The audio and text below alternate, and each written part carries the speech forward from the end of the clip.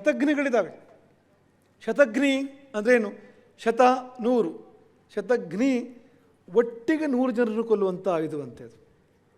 ನಾವು ಈಗಿನ ಕಾಲದಲ್ಲಿ ಅದಿದೆ ಇದಿದೆ ಅಂತೆಲ್ಲ ಹೇಳ್ತೇವಲ್ಲ, ಗ್ರೆನೇಡ್ ಇದೆ, ಬಾಂಬ್ ಇದೆ, ಇನ್ನೊಂದಿದೆ ಅಂತ. ಅವತ್ತಿನ ಕಾಲದ ವ್ಯವಸ್ಥೆ, ಆ ಶಬ್ದವನ್ನೇ ನೋಡಿ. ಒಂದೇ ಪ್ರಹಾರದಲ್ಲಿ 100 ಅಂದರೆ 100 ಅಂತ ಜನರನ್ನು ಕೊಲ್ಲತಕ್ಕಂಥ ಆ ಶತಘ್ನಿಗಳು, ಅವು ಸಿದ್ಧವಾಗಿ 100 ಶತಘ್ನಿಗಳು ಕೋಟೆಯ ಮೇಲೆ ಅಲ್ಲಲ್ಲಿ ಇಡಲ್ಪಟ್ಟಿವೆ. ಕಬ್ಬಿಣದ ಶತಘ್ನಿಗಳು. ಶತಘ್ನಿಯ ಒಂದು ಚಿತ್ರ ಇದೆ ಇಲ್ಲಿ. ಅದು ಹೀಗೂ ಇರ್ಬೋದು, ಬೇರೆ ಬೇರೆ ರೀತಿಯಲ್ಲೂ ಕೂಡ ಇರ್ಬೋದು. ಈಗ ಒಟ್ಟಿಗೆ ಈಗ ಆ ಒಂದು ಈಗ ನಾವು ಕಾಣತಕ್ಕ ಆಯುಧದಿಂದ 100 ಮನೆಗಳು ಒಟ್ಟಿಗೆ ಹೊರಟು ಬೇರೆ ಬೇರೆ ಕಡೆ ಚಿಮ್ಮಿ 100 ಜನರನ್ನು ಕೊಲ್ಲಲಿಕ್ಕೂ ಸಾಧ್ಯತೆ ಇದೆ. ಇಂಥದ್ದು ಬೇರೆ ಏನಾದರೂ ಕೂಡ ಇರ್ಬೋದು. ಅವತ್ತಿನ ಕಾಲದಲ್ಲಿ ಚಿತ್ರಗಳು ಸರಿಯಾಗಿ ಸಿಗ್ತಾ ಇಲ್ಲ ಇದರದ್ದು ಅಂತ. ಆಮೇಲೆ ಪ್ರಾಕಾರ, ಕೋಟೆ, ಬಂಗಾರದ ಕೋಟೆ, ಅದಕ್ಕೆಲ್ಲ ಮಣಿ, ವಿದ್ರುಮ, ವೈದೂರ್ಯ, ಮುತ್ತುಗಳ ಅಲಂಕಾರವಂತೆ. ಇದು ರಾವಣ ಮೈ ಮೇಲೆ ಮುತ್ತು ರತ್ನ ಚಿನ್ನ ಹಾಕ್ಕೊಂಡಿದ್ದು ಮಾತ್ರ ಅಲ್ಲ, ಅವನ ಮನೆ ಗೋಡೆ ಕಿಟಕಿಗೆಲ್ಲ ಹಾಕಿದ್ದಾನೆ. ಅದೆಲ್ಲ ಇರಲಿ ಬಿಡಿ, ರಾಜಧಾನಿಯ ಕೋಟೆಗೆ ಬಂಗಾರದ ಲೇಪ, ಅದಕ್ಕೆಲ್ಲ ಮುತ್ತು ರತ್ನಗಳ ಅಲಂಕಾರ, ನವರತ್ನಗಳ ಅಲಂಕಾರ. ಏನು ಇವತ್ತಿನ ಭಾಷೆಯಲ್ಲಿ ಹೇಳಬೇಕು ಅಂದರೆ ಏನು ದುಡ್ಡು ಮಾಡಿರ್ಬೋದು ರಾವಣ ಅಂತ. ಒಳ್ಳೆ ದಾರಿಯಲ್ಲ, ಇವತ್ತೆಲ್ಲ ದುಡ್ಡು ಮಾಡೋರು ಕಾಣ್ತೇವೆ ನಾವು. 10,000 ಕೋಟಿ ಎಲ್ಲ, ಅದೆಲ್ಲ ಅಂದರೆ ಹೆಚ್ಚಿನದ್ದು ಒಳ್ಳೆ ದಾರಿಯಲ್ಲಿ ಬಂದಿರೋದು ಇರ್ಬೋದು ಯಾವುದಾದ್ರೂ, ಇಲ್ಲ ಅಂತಿಲ್ಲ. ಈ ದಿಢೀರ್ ಶ್ರೀಮಂತಿಕೆ, ಆಪರಿ ಶ್ರೀಮಂತಿಕೆ ಎಲ್ಲ ಸರಳ ಮಾರ್ಗದಲ್ಲಿ ಬರೋ ಸುಲಭ ಇಲ್ಲ ಅಂತ. ಹೀಗೆ ಕೋಟೆಯೇ ಸ್ವರ್ಣ ನವರತ್ನಮಯ ಆದರೆ ಒಳಗೇನಿರ್ಬೋದು ಇನ್ನು ಆ ನಗರಿ ಅಂತ. ಹನುಮಂತ ಹೇಳ್ತಿರೋದು ಕೇವಲ ವೈಭವವನ್ನಲ್ಲ, ಆ ಕೋಟೆ ದಾಟಲಿಕ್ಕೆ ಸಾಧ್ಯವಿಲ್ಲದಷ್ಟು ಎತ್ತರವಾಗಿ, ದೃಢವಾಗಿ, ಅದ್ಭುತವಾಗಿದೆ ಅಂತ. ಕೋಟೆ ಬಹುದೊಡ್ಡ ರಕ್ಷಣೆ ಲಂಕೆಗೆ ಅಂತ. ಆಮೇಲೆ ಕಂದಕಗಳು, ಕೋಟೆಯ ಹೊರಗೆ ಕಂದಕಗಳು, ಅಗಲವಾದ ಕಂದಕಗಳು. ಅಲ್ಲಿ ನೀರು ಹರಿತದೆ ಅಂದರೆ ಹೊಳೆ ಹರಿದಾಗ ನೀರು ಹರಿತದೆ, ಬಹಳ ಆಳ ಇದೆ, ಬಿದ್ದರೆ ಎದ್ದು ಬರಲಿಕ್ಕೆ ಸಾಧ್ಯ ಇಲ್ಲ ಎನ್ನುವಷ್ಟು ಆಳ ಇದೆ. ಮತ್ತು ತಣ್ಣಗಿನ ನೀರು ಹರಿತದೆ ಅಂತೆ ಅಲ್ಲಿ. ಅದು ಏನು ಟೆಕ್ನಾಲಜಿಯೋ ಅವರಿದ್ದು. ಅಂದರೆ ಮೈಯ ಹೇಮಗಟ್ಟಿ ಸಾಯಬೇಕು, ಶರೀರದ ಟೆಂಪ್ರೇಚರ್ ಕಡಿಮೆಯಾಗಿ ಈ ಮಂಜಿನಲ್ಲಿ ಸಿಕ್ಕಿಬಿದ್ದು ಸಾಯ್ತಾರಲ್ಲ, ಆ ರೀತಿಯಲ್ಲಿ ಸಾಯಬೇಕು. ಹಾಗಾಗಿ ಶೀತ ತೋಯವಹಾಹ, ತಣ್ಣಗಿನ ಹಿಮಜಲ ಹರಿತಕ್ಕಂಥದ್ದು ಅಲ್ಲಿ. ಮತ್ತೆ ಮೊಸಳೆಗಳು ಅಂತ, ಅವುಗಳಿಗೆ ತಿಂಡಿ ಮೇಲಿಂದ ಬಿದ್ದವನು. ಎಲ್ಲಿಯಾದರೂ ಕೋಟೆ ದಾಟುವ ಪ್ರಯತ್ನದಲ್ಲಿ ಕಂದಕದಲ್ಲಿ ಬಿದ್ದರೆ ಮೊಸಳೆಗಳಿಗೆ ಉಪಹಾರ ಅಂತ. ಹಾಗಾಗಿ ಇಂತಹ ಕಂದಕಗಳು ಸುತ್ತ ಇದ್ದಾವೆ ನೋಡಿ. ಒಂದು ಕಂದಕ ಮಾತ್ರ ಅಲ್ಲ ಅಂತ, ಅಂದರೆ ಒಂದು ದೊಡ್ಡ ಕೋಟೆ, ಆ ಕೋಟೆಯ ಸುತ್ತ ಒಂದು ಕಂದಕ ಅಂತಲ್ಲ, ಕಂದಕಗಳು ಅಂತ, ಒಂದರ ಹೊರಗೆ ಇನ್ನೊಂದು, ಅದರ ಹೊರಗೆ ಮತ್ತೊಂದು ಎನ್ನುವ ಹಾಗೆ ಕಂದಕಗಳು ಎಲ್ಲವೂ ಭಯಂಕರವಾಗಿರ್ತಕ್ಕಂಥದ್ದು ಅಂತ. ಮತ್ತು ಓಡಾಡೋದು ಹೇಗೆ ಇವರು ಅಂತಂದರೆ 4 ಸೇತುವೆಗಳಿದ್ದಾವಂತೆ ಲಂಕೆಗೆ. ಹನುಮಂತ ಪರಿಚಯ ಕೊಡ್ತಾನೆ, 4 ಸೇತುವೆಗಳು ಅಂತ. ಆ 4 ಸೇತುವೆಗಳಲ್ಲಿ ಯಂತ್ರಗಳಿವೆ ಅಂತೆ. ಯಂತ್ರಗಳು ಯಾವುವು ಇವೆ? ಇಶೂಫಲ ಯಂತ್ರಗಳು, ಕಲ್ಲುಗಳ ಬಾಣಗಳ ಮಳೆಗಿರತಕ್ಕಂಥ ಯಂತ್ರಗಳಿರ್ತಕ್ಕಂಥ 4 ಸೇತುವೆಗಳು. ಅಲ್ಲಿ ಆ ಸೇತುವೆಗಳಲ್ಲಿ 2 ಕಡೆಗೆ ಕಾವಲುಗಾರರ ಮನೆಯ ಸಾಲುಗಳು. ಆ ಸೇತುವೆಯಲ್ಲಿ ಸಾಲಾಗಿ ಕಾವಲುಗಾರರ ಮನೆ ಇದೆ ಅಲ್ಲಿ ಅಂತ. ಆ ಸೇತುವೆಗಳು ಹೇಗಿವೆ ಅಂತಂದರೆ, ಶತ್ರು ಸೇನೆ ಬಂದರೆ ಆ ಸೇತುವೆಯನ್ನು ಎತ್ತಬಹುದಂತೆ. ತ್ರಾಯಂತೆಯೇ ಸಂಕ್ರಮಾಸ್ತತ್ರ ಪರಸೈನ್ಯ ಆಗಮಯ ಸ್ಥಿತಿ. ಇವತ್ತು ನಾವು ಯಾವುದೋ ಒಂದು ಬ್ರಿಡ್ಜನ್ನು ಕತೆ ಹೇಳ್ತಾರಲ್ಲ, ಹಡಗುಗಳು ದಾಟಬೇಕು, ಇಂಗ್ಲೆಂಡ್ ಹತ್ತಿರ ಯಾವುದೊಂದು ಬ್ರಿಡ್ಜಿನ ಬಗ್ಗೆ ಹೇಳ್ತಾರೆ. ಹಡಗುಗಳು ಬಂದಾಗ ಆ ಸೇತುವೆ ಹೀಗೆ ತೆರ್ಕೊಳ್ತದೆ, ಹಡಗುಗಳು ದಾಟಿದ ಮೇಲೆ ಪುನಃ ಹೀಗೆ ಸೇರ್ತದೆ, ಅದ್ರ ಮೇಲೆ ವಾಹನಗಳು ಸಂಚಾರ ಮಾಡ್ತೇವೆ ಅಂತ. ಆ ರೀತಿ ಒಂದು ಕಲ್ಪನೆ ನಾವೆಲ್ಲಿ ಕಾಣ್ತೇವೆ ಅಂತ, ಆ ರೀತಿ ಒಂದು ವ್ಯವಸ್ಥೆಯನ್ನು. ಅಂದರೆ ಇಡೀ ಸೇತುವೆಯೇ ಶತ್ರು ಸೇನೆ ಬಂದಾಗ ಅದನ್ನು ಮೇಲಕ್ಕೆತ್ತಿ ಒಳಗೆ ತೆಗೆದುಕೊಳ್ಳಬಹುದು ಎನ್ನುವ ಹಾಗಿರ್ತಕ್ಕಂಥದ್ದು ಅಂತ. ಸಣ್ಣ ಸೇತುವೆಯಲ್ಲ, 2 ಕಡೆ ಮನೆಗಳ ಸಾಲಿದೆ, ಅಷ್ಟು ದೊಡ್ಡ ಸೇತುವೆ ಇದು. ಅದರ ಸಹಿತವಾಗಿ ಅದನ್ನು ಈ ಕಡೆ ಒಳಗೆ ಎಳ್ಕೊಳ್ತಕ್ಕಂಥ ಒಂದು ವ್ಯವಸ್ಥೆ ಇದೆ ಅಲ್ಲಿ.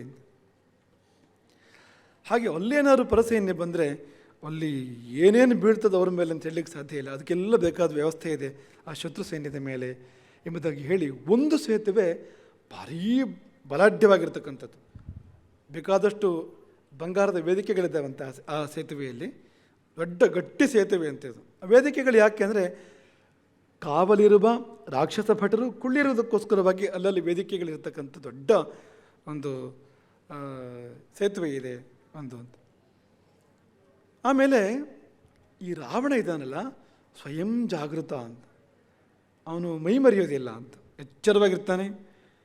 ತಾನೇ ಇಡೀ ಸೈನ್ಯದ ಮೇಲೆ ಪೂರ್ತಿ ನಿಯಂತ್ರಣ ಇಟ್ಕೊಂಡಿದ್ದಾನೆ, ಎಲ್ಲವನ್ನೂ ಗಮನಿಸ್ತಾನೆ. ಆಗಾಗ ಎಲ್ಲ ಕಡೆ ಭೇಟಿ ಕೊಟ್ಟು ಎಲ್ಲ ಸರಿ ಇದೆಯೋ ಇಲ್ವೋ ನೋಡ್ತಾನೆ ಅವನು ಅಂತ. ಸ್ವಯಂ ಪ್ರಕೃತಿ ಸಂಪನ್ನ ಯುಯುತ್ಸೋ ರಾಮ ರಾವಣ. ನೋಡಿ, ಈ ತಲೆ ಮಲಗಿದರೆ ಮತ್ತು ದೇಹ ಎಚ್ಚರ ಇರಲಿಕ್ಕೆ ಸಾಧ್ಯ ಇಲ್ಲ. ಈ ತಲೆಗೆ ಮರೆವು ಬಂತು ಅಂದರೆ ಮೈಗೆ ಮತ್ತೆ ಅರಿವು ಎಲ್ಲಿಂದ ಅಂತ ಇರ್ಲಿಕ್ಕೆ ಸಾಧ್ಯ ಇಲ್ಲ ಅಂತ. ನಾಯಕ ಎಚ್ಚರವಾಗಿಲ್ಲದೆ ಇದ್ರೆ ಎಷ್ಟು ವ್ಯವಸ್ಥೆ ಇದೆ, ಏನು ಉಪಯೋಗ ಹೇಳಿ. ಅಲ್ಲಿ ಹೇಗಿದೆ ಅಂದರೆ ನಾಯಕ ಅಪ್ರಮತ್ತ ಅಂತ, ಪ್ರಮಾದಕ್ಕೆ ಕಡೆ ಕೊಡೋದಿಲ್ಲ, ಎಚ್ಚರವಾಗಿದ್ದಾನೆ ರಾವಣ. ಹಾಗಾಗಿ ಬಲಾನ ಮನೋದರ್ಶನೆ, ಸೈನ್ಯ, ಆನೆ, ಕುದುರೆ, ಅದ್ರ ವ್ಯವಸ್ಥೆ, ಮತ್ತೊಂದು ಆಗಾಗ ಹೋಗಿ ನೋಡಿ ಹೇಳಿ ಕೇಳಿ ಮಾಡ್ತಕ್ಕಂಥ ಸ್ವಭಾವ ರಾವಣನಿಗಿರೋದ್ರಿಂದ ಅದು ದೊಡ್ಡ ಶಕ್ತಿಯನ್ನು ಕೊಡ್ತಾ ಇದೆ ಸೈನ್ಯಕ್ಕೆ ಅಂತ. ಹಾಗಾಗಿ ಯಜಮಾನನು ಎಚ್ಚರವಾಗಿರೋದ್ರಿಂದ ಅನುಯಾಯಿಗಳು ಮಲಗಲಿಕ್ಕೆ ಸಾಧ್ಯ ಇಲ್ಲ ಅಂತ. ಇದೆಲ್ಲ ಕೃತ್ರಿಮ ವ್ಯವಸ್ಥೆಗಳು, ಅಂದರೆ ನಿರ್ಮಿತವಾಗಿರ್ತಕ್ಕಂಥ ವ್ಯವಸ್ಥೆಗಳು. ಸಹಜವಾದ ರಕ್ಷಣೆ ಬಹಳ ದೊಡ್ಡದು ಲಂಕೆಗೆ ಅಂತ. ಏನಪ್ಪ ಅಂದರೆ 100 ಯೋಜನ ಎತ್ತರದ ತ್ರಿಕೂಟ ಪರ್ವತದ ಮೇಲಿದೆ ಲಂಕೆ. ಆ ಪರ್ವತ ಹೇಗಿದೆ ಅಂತಂದರೆ ಸರಿಯಾಗಿ, ಅಂದರೆ ಉಳಿಯಿಂದ, ಈ ಕಲ್ಲುಗಳನ್ನು ಕೆತ್ತಲು ಬಳಸ್ತಕ್ಕಂಥ ಉಳಿಯಿಂದ ಅದನ್ನು ಕೆತ್ತಿಟ್ಟರೆ ಹೇಗಿರ್ಬೋದು ಗೋಡೆ ಹಾಗೆ, ಆ ರೀತಿ ಇದೆ ಲಂಕೆಯ ತ್ರಿಕೂಟ ಪರ್ವತ ಅಂತ. ನಿರಾಲಂಬ ಅಂತ, ಆಲಂಬನವೇ ಇಲ್ಲ ಹತ್ತಲಿಕ್ಕೆ ಅಂತ. ನುಣುಪಾದ ಅಂದರೆ ಎತ್ತರವಾದ ನುಣುಪಾದ ಮೆಟ್ಟಿಲುಗಳು ಇಲ್ಲದೇ ಇರತಕ್ಕಂಥ ತ್ರಿಕೂಟ ಶಿಖರ. ದೇವದುರ್ಗ ಭಯಾವಹ ನಾದೇಯಂ, ಇದೆಲ್ಲ ದೇವದುರ್ಗ ಅಂದರೆ ದೇವದತ್ತವಾಗಿ ಇರತಕ್ಕಂಥ ರಕ್ಷಣೆ. ಹಾಗಾಗಿ ನಾದೇಯಂ, ಪಾರ್ವತಂ, ವಾನ್ಯಂ, ಈ 3 ಬಗೆಯ ಕೋಟೆಗಳಿದ್ದಾವೆ. ನಾದೇಯಂ ಅಂದರೆ ಸುತ್ತ ಸಮುದ್ರವೇ ಕೋಟೆ, ಅದಕ್ಕೆ 100 ಯೋಜನದ ಸಮುದ್ರ ಇದೆಯಲ್ಲ ಅದು ದೊಡ್ಡ ಕೋಟೆ, ಅದನ್ನು ನಾದೇಯ ಅಂತ ಕರೀತಾರೆ. ನದಿ ಇರ್ತದೆ ಸಾಮಾನ್ಯವಾಗಿ, ಇಲ್ಲಿ ಸಮುದ್ರವೇ ಇದೆ. ಅದು ದೇವದತ್ತವಾಗಿರ್ತಕ್ಕಂಥ ಮೊದಲನೇ ಕೋಟೆ. ಆಮೇಲೆ ಪಾರ್ವತ, ತ್ರಿಕೂಟ ಪರ್ವತ ಹತ್ತಲಿಕ್ಕೆ ಸಾಧ್ಯ ಇಲ್ಲ. ಅದು ವಾನ್ಯ, ದೊಡ್ಡ ಕಾಡು, ಕಾಡಿನೊಳಗೆ ರಾಕ್ಷಸರು ಅವತ್ತಿರ್ಬೋದು ಎಲ್ಲಿಯಾದರೂ. ಹೊರಗಿಂದ ಬಂದವರಿಗೆ ಪರಿಚಯ ಇರೋದಿಲ್ಲ, ಗೊತ್ತಾಗೋದಿಲ್ಲ. ಗೆರಿಲ್ಲ ವಾರ ಅಂತ ಹೇಳ್ತಾರಲ್ಲ, ಎಲ್ಲಿಯಾರು ಗುಹೆಯಲ್ಲೋ ಬಂಡೆಯ ಹಿಂದೋ ಅಥವಾ ಮರದ ಹಿಂದೋ ರಾಕ್ಷಸರು ಅವತ್ತಿದ್ರೆ ಗೊತ್ತಾಗೋದಿಲ್ಲ. ಹೊರಗಿಂದ ಬಂದ ಸೈನ್ಯ ಅಲ್ಲೇ ಹತವಾಗಿ ಹೋಗ್ತದೆ. ಹಾಗಾಗಿ ನಾದೇಯಂ, ಪಾರ್ವತಂ, ವಾನ್ಯಂ. ನಾದೇಯ ಜಲದುರ್ಗ, ಸಾಗರ ದುರ್ಗ. ಪಾರ್ವತ ತ್ರಿಕೂಟ ಪರ್ವತ ಆಗಿರ್ತಕ್ಕಂಥದ್ದು. ಅದ್ರ ಬಗ್ಗೆ ಉತ್ತರಾಖಂಡದಲ್ಲಿ ವಿವರಣೆ ಇದೆ. ಶಕುನೈರೇಪೆ ದುಷ್ಪ್ರಾಪೆ, ಹಕ್ಕಿಗಳು ಹೋಗೋದು ಕಷ್ಟ ಇದೆ ಅಲ್ಲಿಗೆ. ಟಂಕಚ್ಛಿನ್ನ ಚತುರ್ದಿಶಿ, ಟಂಕಚ್ಛಿನ್ನ, ಟಂಕ ಅಂದರೆ ಈ ಗ್ರಾವಧಾರಣ ಅಂತ. ಗ್ರಾವ ಅಂದರೆ ಕಲ್ಲು, ಕಲ್ಲನ್ನು ಕೆತ್ತುವಂಥ ಉಳಿ, ಚಾಣ ಅಂತ ಹೇಳ್ತಾರಲ್ಲ, ಚಾಣ. ಅದು ಅದರಿಂದ ಕೆತ್ತಿದ ಹಾಗೆ ಅದು ನೆಟ್ಟಗೆ ನುಣುಪಾಗಿರೋ ಇದೆ. ಅಲ್ಲಿ ಮೆಟ್ಲಿಗಿಟ್ಲು ಏನೂ ಇಲ್ಲ. ಈಗಲೂ ಕೂಡ ಹಾಗೆ ಇದೆ ಅಲ್ಲಿ, ಹೀಗಿರೋದನ್ನು ಈಗಲೂ ಕೂಡ ಕಾಣ್ಬೋದು ಲಂಕೆಯಲ್ಲಿ ಅಂತ. ಹಾಗಾಗಿ ಇಂಥದ್ದಿದೆ ಅಲ್ಲಿ, ಹೇಗಪ್ಪ ಅಂತ. ಹಾಗಾಗಿ ಇದೆಲ್ಲ ದೇವದುರ್ಗ ಅಂತ. ನಮಗೆ ಮಹಾರಾಷ್ಟ್ರದ ಸಿಂಹಗಡದ ನೆನಪಾಗ್ತದೆ, ಶಿವಾಜಿಯ ಕೋಟೆ ಅದು. ಯಾವುದೊಂದು ಸಂದರ್ಭದಲ್ಲಿ ಅವನು ಶಿವಾಜಿಯ ಕೋಟೆಯನ್ನು ಔರಂಗಜೇಬನಿಗೆ ಬಿಟ್ಕೊಡ್ಬೇಕಾಗ್ತದೆ. ಆಮೇಲೆ ಪುನಃ ಯುದ್ಧ ಮಾಡಿ ಗೆದ್ದುಕೊಡ್ತಾನೆ ಅವನು. ತಾನಾಜಿ ಎಂಬ ಒಬ್ಬ ಮಹಾಸಮರ್ಥನಾಗಿರ್ತಕ್ಕಂಥ ಅವನ ಒಬ್ಬ ಸಹಚರ. ಆತ ಪುಟ್ಟ ಮರಾಠ ಸೈನ್ಯದ ಮೂಲಕವಾಗಿ 300 ಅಂತ ಹೇಳ್ತಾರೆ, 500 ಅಂತ ಹೇಳ್ತಾರೆ, ಅಷ್ಟು ಸಣ್ಣ ಸೈನ್ಯದ ಮೂಲಕವಾಗಿ ಆ ಕೋಟೆಯನ್ನು ಏರಿ ಯುದ್ಧ ಮಾಡಿ ಗೆದ್ದು ತಾನಾಜಿ ಸತ್ತೋಗ್ತಾನೆ. ಆದರೆ ಕೋಟೆ ಶಿವಾಜಿಗೆ ಬರ್ತದೆ. ಸಿಂಹಗೇಲ ಗಡ ಆಲ ಅಂತ ಶಿವಾಜಿ ಹೇಳ್ತಾನೆ. ಕೋಟೆ ಬಂತು, ಅದು ಸಿಂಹ ಹೋಯಿತು ಅಂತ, ಸಿಂಹಗಡ ಅಂತ ಹೆಸರಾಯಿತು ಅದಕ್ಕೆ ಅಲ್ಲಿಂದ ಮುಂದಕ್ಕೆ ಅಂತ. ಅದ್ರ ಬಗ್ಗೆ ಹೀಗೆ ಹೇಳ್ತಾರೆ. ಆ ಕೊಂಡಾನ ಅಂತ ಮೊದಲು ಹೆಸರಿತ್ತು ಅದಕ್ಕೆ, ಈಗ ಅದನ್ನು ಸಿಂಹಗಡ ಅಂತ ತಾನಾಜಿಯ ಬಲಿದಾನದ ನಂತರ ಹೆಸರು ಬಂದಿರತಕ್ಕಂಥದ್ದು. ನೆಲದಿಂದ ಸುಮಾರು 2493 ಅಡಿ ಎತ್ತರವಂತೆ ಅದು, ನೆಟ್ಟಗಿದೆ. ಸಮುದ್ರ ಮಟ್ಟದಿಂದ 4304 ಅಡಿ ಎತ್ತರ. ಸಹ್ಯಾದ್ರಿಯ ಶ್ರೇಣಿಯ ಪೂರ್ವ ಭಾಗದಲ್ಲಿದೆ ಅಂತ ಹೇಳ್ತಾರೆ. ಅಲ್ಲಿ ಬೃಹತ್ ಪರ್ವತ, ಕಡಿದಾದ ಪ್ರದೇಶ, ಅದರ ಮೇಲೆ ಕೋಟೆ, ಬಲವಾದ ಗೋಡೆಯದು. ಆ ದಕ್ಷಿಣ ಪಾರ್ಶ್ವ ದೊಡ್ಡ ಬಂಡೆ ಮೇಲ್ಭಾಗದಲ್ಲಿದೆ ಅಂತೆ ಕೋಟೆಯದ್ದು. ಅಲ್ಲಿ ಚಿತ್ರವನ್ನು ನೀವು ನೋಡ್ಬೋದು, ನಿಮಗೆ ಚಿತ್ರವನ್ನು ತೋರಿಸ್ಬೋದು ಪರದೆ ಮೇಲೆ. ಅದನ್ನು ಹತ್ತಿ ಅವರು ಹೇಗೆ ಆ ತಾನಾಜಿ ಅವನ ಸಹಚರರು ಆ ಕಾರ್ಯವನ್ನು ಮಾಡಿದರು, ಅತ್ಯಾಶ್ಚರ್ಯ. ಆ ಕಡೆಗೆ ಸ್ವಲ್ಪ ಕಾವಲು ಕಡಿಮೆ ಇತ್ತಂತೆ. ಯಾಕೆ ಕಾವಲು ಕಡಿಮೆ ಇತ್ತು ಅಂದರೆ ತಾನಾಜಿ ಹತ್ತಿದ ಕಡೆಯಿಂದ ಕಾವಲು ಕಡಿಮೆ ಯಾಕಿತ್ತು ಅಂದರೆ ಮನುಷ್ಯರು ಹತ್ತಲಿಕ್ಕೆ ಸಾಧ್ಯ ಇಲ್ಲ ಅದನ್ನು ಅಂತ, ಮನುಷ್ಯರಿಂದ ಹತ್ತಲಿಕ್ಕೆ ಸಾಧ್ಯ ಇಲ್ಲ ಅಂತ. ಆ ಕಾರಣಕ್ಕೆ ಕಾವಲು ಸ್ವಲ್ಪ ಕಡಿಮೆ ಇದ್ದಿದ್ದು. ಅಲ್ಲಿಂದ ಹತ್ತಿ ಬರ್ತಾನೆ ರಾತ್ರಿ, ಹಗಲು ಕೂಡ ಅಲ್ಲ, ರಾತ್ರಿ ಹತ್ತಿ ಬರ್ತಾನೆ ತಾನಾಜಿ ಮತ್ತು ಅವನ ಸಹಚರರು. ಈ ಕಥೆಯನ್ನು ನಾವು ಕೇಳ್ತೇವೆ ಅಂತ. ಹಾಗಾಗಿ ಅದೇ ರೀತಿ ಅದಕ್ಕಿಂತ ವಿಚಿತ್ರವಾಗಿರ್ತಕ್ಕಂಥ ಒಂದು ದುರ್ಗ ಅದು ಲಂಕೆ ಎನ್ನುವಂಥದ್ದು ಅಂತ. ಸ್ಥಿತ ಪಾರೆ ಸಮುದ್ರಸ್ಯ, ಸಮುದ್ರದ ಆಚೆ ದಡದಲ್ಲಿದೆ ಲಂಕೆ. ನೌಪಥೋಪಚ ನಾಸ್ತ್ಯತ್ರ, ನೌಕಾ ಮಾರ್ಗವೂ ಕೂಡ ಇಲ್ಲ ಅಂತ. ನೀರು ಏರ್ತಾ ಇದೆ. ಈಗ ತಾಪಮಾನ ಹೆಚ್ಚಾಗ್ತಾ ಇದೆಯಲ್ಲ ಜಗತ್ತಿನಲ್ಲಿ, ಟೆಂಪ್ರೇಚರ್ ಜಾಸ್ತಿ ಆಗ್ತಾ ಇದೆ. ಹಾಗಾಗಿ ಆಗಿನಕ್ಕಿಂತ ನೀರು ತುಂಬ ಜಾಸ್ತಿ ಇದೆ ಸಮುದ್ರದಲ್ಲಿ. ಈಗ ಆಗ ಇನ್ನೂ ಕಡಿಮೆ ಇತ್ತು ನೀರು. ನೌಪಥ ಇಲ್ಲ, ನೌಕೆ ಹೋಗುವ ದಾರಿ ಇಲ್ಲ ಅಲ್ಲಿ, ಅದೀಗಲೂ ಇಲ್ಲ. ಈಗಂತೂ ರಾಮಸೇತು ಬಂದಿದ್ದರಿಂದ ಅಲ್ಲಿ ಇದಕ್ಕೆ ನೌಕೆ ಆ ಕಡೆ ಈ ಕಡೆ ದಾಟೋದೇ ಇಲ್ಲ ಅಲ್ಲಿ. ರಾಮಸೇತು ಉಂಟೋ ಇಲ್ವೋ ಅಂದರೆ ಉಂಟು. ಯಾಕೆ ಅಂದರೆ ನೌಕೆ ದಾಟಲಿಕ್ಕೆ ಸಾಧ್ಯ ಇಲ್ಲ ಅಂತ. ಅದನ್ನು ಒಡೆಯೋ ಪ್ರಯತ್ನ ಬೇರೆ ನಡೀತು. ಒಂದು 2004ನೇ ಇಸ್ವಿಯಲ್ಲಿ ಗೌರ್ಮೆಂಟಿಗೆ ಒಂದು ಒಳ್ಳೆ ಬುದ್ಧಿ ಬಂತು. ನಮ್ಮ ಕೇಂದ್ರ ಸರ್ಕಾರಕ್ಕೊಂದು ಒಳ್ಳೆ ಬುದ್ಧಿ. ಸೇತು ಸಮುದ್ರಮ್ ಅಂತ ಒಂದು ಯೋಜನೆ ಮಾಡಿ, 3,000 ಕೋಟಿ ರೂಪಾಯಿ ಯೋಜನೆ. ಏನಪ್ಪ ಸೇತು ಸಮುದ್ರಮ್ ಅಂತ ಹೆಸರು ಯೋಜನೆಗೆ. ಮಾಡಲಿಕ್ಕೆ ಹೊರಟಿದ್ದೇನು ಅಂದರೆ ರಾಮ ಸೇತುವನ್ನು ಒಡೆದು ಆ ಕಡೆ ಈ ಕಡೆ ಹಡಗು ದಾಟುವಾಗ ಮಾಡುವಂಥದ್ದು ಅಂತ. ಕೊನೆಗೆ ಅದಕ್ಕೆ ಭಾಳ ವಿರೋಧಗಳು ಬಂದು ಅದು ಸ್ಥಗಿತ ಆಯಿತು. ಅದು ಮಾಡಲಿಕ್ಕೆ ಅವ್ರಿಗೆ ಆಗ್ತಿತ್ತು ಇಲ್ಲೋ ದೇವರಿಗೆ ಗೊತ್ತು. ಆ ಪ್ರಯತ್ನವು ಸ್ಥಗಿತವಾಯಿತು. ಆದರೆ ಆ ಕಾಲದಲ್ಲಿ ಹನುಮಂತ ಹೇಳಿದ್ದಾನೆ, ನೌಪಥೋಪಚ ನಾಸ್ತ್ಯತ್ರ, ನೌಕೆಗಳು ಈ ಸಂಚಾರ ಮಾಡಲಿಕ್ಕೆ ಸಾಧ್ಯ ಇಲ್ಲ ಇಲ್ಲಿ ಅಂತ. ಆಮೇಲೆ ನಿರಾದೇಶಶ್ಚ ಅಂತ ಇನ್ನೊಂದು ರಕ್ಷಣೆ ಏನು ಲಂಕೆಗೆ ಅಂತಂದರೆ ಸುದ್ದಿಯೇ ಗೊತ್ತಾಗೋದಿಲ್ಲ, ಎಲ್ಲಿಂದಲೂ ವಿಷಯ ಗೊತ್ತಾಗೋದಿಲ್ಲ, ಮಾಹಿತಿ ಸೋರಿಕೆ ಇಲ್ಲ, ಬಂದೋಬಸ್ತ್, ಒಳಗಿನ ವಿಷಯ ಒಳಗೆ, ಹೊರಗಿನ ವಿಷಯ ಹೊರಗೆ. ಅಷ್ಟು ದೊಡ್ಡ ಸೈನ್ಯ ಸಹಚರರು ಎಲ್ಲ ಇದ್ದರೂ ಕೂಡ ಒಳಗಿನ ವಿಷಯಗಳು ಹೊರಗೆ ಹೋಗ್ತಕ್ಕಂಥ ಯಾವುದೇ ಒಂದು ವ್ಯವಸ್ಥೆ ಅಲ್ಲಿಲ್ಲ ಅಂತ. ಹಾಗಾಗಿ ನಿರಾದೇಶಶ್ಚ ಸರ್ವತಃ ಅಂತ. ಹೇಗೆ ಅದನ್ನು ಗೆಲ್ಲುವಂಥದ್ದು? ಹೀಗೆ ಅದಕ್ಕೆ ತುಂಬ ರಕ್ಷಣೆ ಇರುವಂಥದ್ದು. ಶೈಲಾಗ್ರೇ ರಚಿತ ದುರ್ಗ ಸಾಪೂರ್ ದೇವಪುರೋಪಮ, ಇದೆಲ್ಲ ಸುಮಾರು ವರ್ಣನೆಯನ್ನೆಲ್ಲ ಮಾಡಿ ಹನುಮಂತ. ಆಮೇಲೆ ಮಾನುಷಿಕವಾಗಿರುವಂಥ ರಕ್ಷಣೆ ಏನಿದೆ ಅಂತ ಹೇಳ್ತಾನೆ. ಸೈನ್ಯ, ರಾಮ ಕೇಳಿದ್ದ ಸೈನ್ಯದ ವಿಭಾಗ ಹೇಳು ಅಂತ. ಪೂರ್ವದ್ವಾರದಲ್ಲಿ 10,000 ರಾಕ್ಷಸರು ಕಾವಲು ಕಾಯ್ತಾ ಇದ್ದಾರೆ ಲಂಕೆಯ ಪೂರ್ವದ್ವಾರದಲ್ಲಿ. ದಕ್ಷಿಣ ದ್ವಾರದಲ್ಲಿ 1,00,000 ರಾಕ್ಷಸರು ಕಾವಲು ಕಾಯ್ತಾ ಇದ್ದಾರೆ. ಚತುರಂಗ ಬಲವೂ ಇದೆ ಜೊತೆಯಲ್ಲಿ. ಪಶ್ಚಿಮ ದ್ವಾರದಲ್ಲಿ 10,00,000 ಸೈನಿಕರು ಕಾವಲು ಕಾಯ್ತಾ ಇದ್ದಾರೆ, ರಾಕ್ಷಸ ಸೈನಿಕರು. ಉತ್ತರ ದ್ವಾರದಲ್ಲಿ ಮತ್ತೆಲ್ಲ ಸೈನ್ಯ ಅಲ್ಲೇ ಇದೆ ಅಂದರೂ ತಪ್ಪಿಲ್ಲ. 10 ಕೋಟಿ ಆಗುವಷ್ಟು ಸೈನ್ಯ ಉತ್ತರ ದ್ವಾರದಲ್ಲಿ ಕಾವಲು ಕಾಯ್ತಾ ಇದೆ. ಯಾಕೆ ಹಾಗೆ ಅಂದರೆ ಉತ್ತರ ದ್ವಾರ ಭಾರತದ ಕಡೆಗಿದೆ. ಲಂಕೆಯ ಉತ್ತರ ದ್ವಾರ ಅಂದರೆ ಲಂಕೆಯ ಉತ್ತರಕ್ಕೆ ಭಾರತ ಇರುವಂಥದ್ದು. ರಾಮ ಬರುವುದಾದ್ರೆ ಆ ಕಡೆಯಿಂದ ಬರ್ತಾನೆ. ರಾಮನ ಭಯ ಹೇಗೆ ಕೆಲಸ ಮಾಡ್ತಾಯಿತ್ತು ರಾವಣನಲ್ಲಿ ಅಂದರೆ ದೊಡ್ಡ ಸೈನ್ಯವನ್ನು ಅಲ್ಲಿಟ್ಟಿದ್ದಾನೆ. ಯಾವ ಕಡೆಯಿಂದ ರಾಮ ಬರ್ಬೋದು ಆ ಕಡೆಗೆ ಇಟ್ಟಿದ್ದಾನೆ ಅಂತ. ಹಾಗಾಗಿ ನಿರ್ಬುಧ ಅಂತ, ಅಯುತ ನಿಯುತ ಪ್ರಯುತ ನಿರ್ಬುಧ.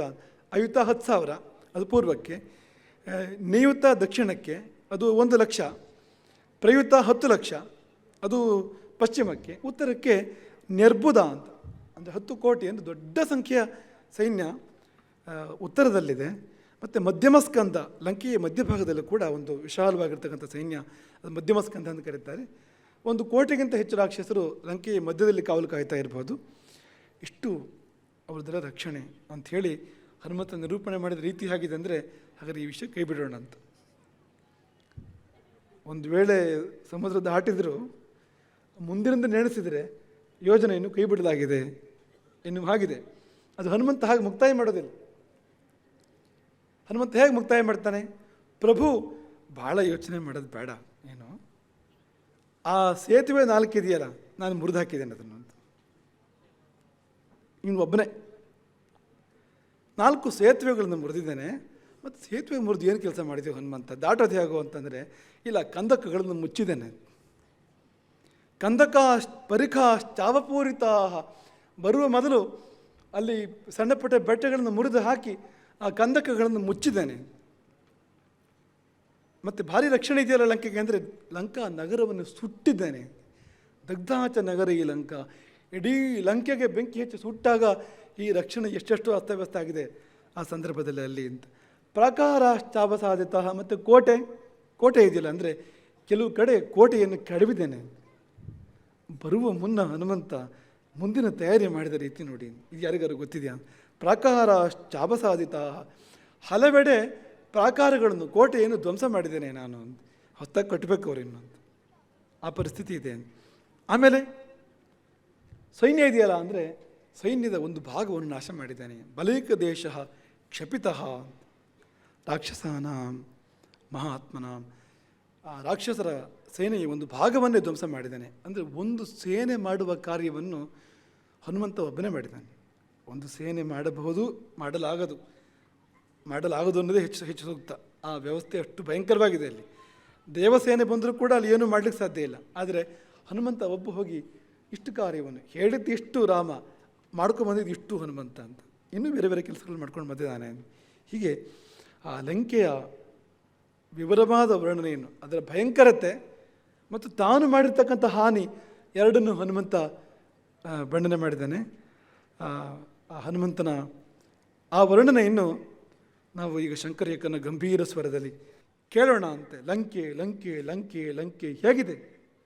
ಸಮುದ್ರ ಮಧ್ಯದೊಳದ್ರಿಯ ತುದಿಯಲಿ ಸುಭದ್ರವಾಗಿದೆ ಲಂಕೆ. ಸಮುದ್ರ ಮಧ್ಯದೊಳದ್ರಿಯ ತುದಿಯಲಿ ಸುಭದ್ರವಾಗಿದೆ ಲಂಕೆ. ಅಭೇದ್ಯ ಪರ್ವತ ಜಲವನ ದುರ್ಗದ ಗರ್ಭದೊಳಡಗಿದೆ ಲಂಕೆ. ಸಮುದ್ರ ಮಧ್ಯದೊಳದ್ರಿಯ ತುದಿಯಲಿ ಸುಭದ್ರವಾಗಿದೆ ಲಂಕೆ. ಅಭೇದ್ಯ ಪರ್ವತ ಜಲವನ ದುರ್ಗದ ಗರ್ಭದೊಳಡಗಿದೆ ಲಂಕೆ. ಮತ್ತ ಮತಂಗದ ಮತ್ತಿನ ಲಂಕೆ, ದೈತ್ಯ ಜಗತ್ತಿನ ಗತ್ತಿನ ಲಂಕೆ.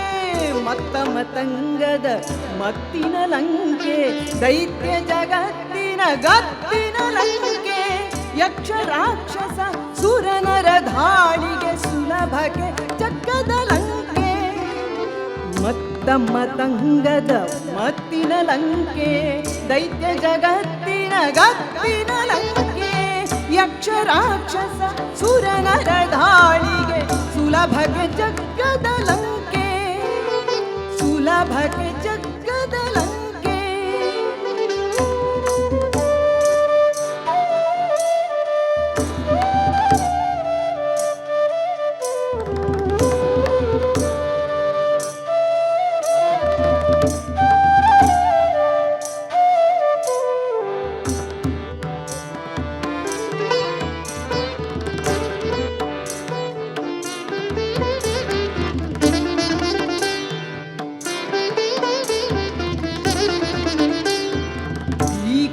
ಮಕರ ಜಲಚರ ತುಂಬಿದ ಕಂದಕ ಸುತ್ತಿದೆ ಕೊತ್ತಲವ. ಭೀಕರ ಮಕರ ಜಲಚರ ತುಂಬಿದ ಕಂದಕ ಸುತ್ತಿದೆ ಕೊತ್ತಲವ. ಎತ್ತರ ಅಗಲದ ದೃಢ ದ್ವಾರಗಳು ನಾಕಿವೆ ಸೇರಲು ಪಟ್ಟಣವ. ಭೀಕರ ಮಕರ ಜಲಚರ ತುಂಬಿದ ಕಂದಕ ಸುತ್ತಿದೆ ಕೊತ್ತಲವ. ಎತ್ತರ ಅಗಲದ ದೃಢ ದ್ವಾರಗಳು ನಾಕಿವೆ ಸೇರಲು ಪಟ್ಟಣವ. ಶತ್ರು ಸೈನ್ಯವ ಮೆಟ್ಟಿ ಮುರಿಯಲು ಶತ ಶತ ಶತಘ್ನಿ ಯಂತ್ರಗಳು. ಶತ್ರು ಸೈನ್ಯವ ಮೆಟ್ಟಿ ಮುರಿಯಲು ಶತ ಶತ ಶತಘ್ನಿ ಯಂತ್ರಗಳು. ಲಕ್ಷ್ಯವ ಭೇದಿಸಿ ಜಯವನ್ನು ಸಾಧಿಸೆ ಮೊರೆಯುವ ರಕ್ಕಸ ತಂತ್ರಗಳು. ಶತ್ರು ಸೈನ್ಯವ ಮೆಟ್ಟಿ ಮುರಿಯಲು ಶತ ಶತ ಶತಘ್ನಿ ಯಂತ್ರಗಳು. ಲಕ್ಷ್ಯವ ಭೇದಿಸಿ ಜಯವನ್ನು ಸಾಧಿಸೆ ಮೊರೆಯುವ ರಕ್ಕಸ ತಂತ್ರಗಳು. ಮತ್ತ ಮತಂಗದ ಮತ್ತಿನ ಲಂಕೆ, ದೈತ್ಯ ಜಗತ್ತಿನ ಗತ್ತಿನ ಲಂಕೆ. ಮತ್ತ ಮತಂಗದ ಮತ್ತಿನ ಲಂಕೆ, ದೈತ್ಯ ಜಗತ್ತಿನ ಗತ್ತಿನ ಲಂಕೆ. ಜಗ್ಗದ ಬಗ್ಗದ ಲಂಕೆ.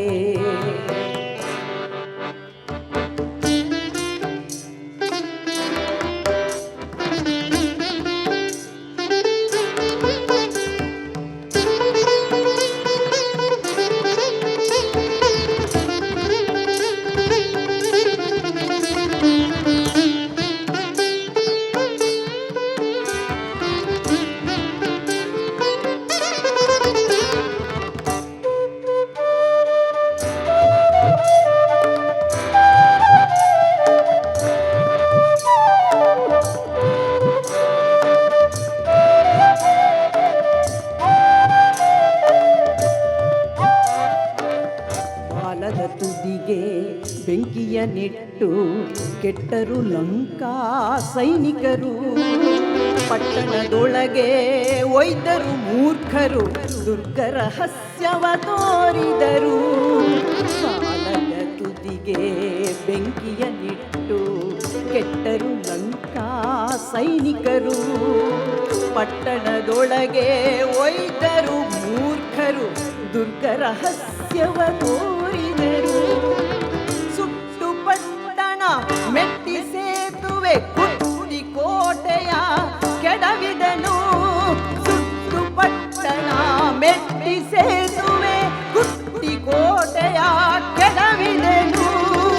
ಕಂದಕದೊಳಗೆ ಕಲ್ಲನ್ನು ಸುರಿದು ಮಾರ್ಗವ ನಿರ್ಮಿಸಿ ಬಂದಿಗೆನು. ಕಂದಕದೊಳಗೆ ಕಲ್ಲನ್ನು ಸುರಿದು ಮಾರ್ಗವ ನಿರ್ಮಿಸಿ ಬಂದಿಗೆನು. ಅರ್ಧ ಲಂಕೆಯ ಸುಟ್ಟಿಹೆನು, ಇನ್ನರ್ಧವ ನಿನಗೆ ಬಿಟ್ಟಿಹೆನು. ಅರ್ಧ ಲಂಕೆಯ ಸುಟ್ಟಿಹೆನು, ಇನ್ನರ್ಧವ ಪ್ರಭುವಿಗೆ ಬಿಟ್ಟಿಗೆನು. ಇನ್ನರ್ಧವ ಪ್ರಭುವಿಗೆ ಬಿಟ್ಟಿಗೆನು. ರಕ್ತಸಾರ್ಭಟ ಮೆಟ್ಟಿಗೆನು, ಲಂಕೇಶನ ಎದೆ ತಟ್ಟಿಗೆನು. ರಕ್ತಸಾರ್ಭಟ ಮೆಟ್ಟಿಗೆನು, ಲಂಕೇಶನ ಎದೆ ತಟ್ಟಿಗೆನು. ಅರ್ಧ ಲಂಕೆಯ ಸುಟ್ಟಿಗೆನು, ಇನ್ನರ್ಧವ ನಿನಗೆ ಬಿಟ್ಟಿಗೆನು. ಅರ್ಧ ಲಂಕೆಯ ಸುಟ್ಟಿಗೆನು,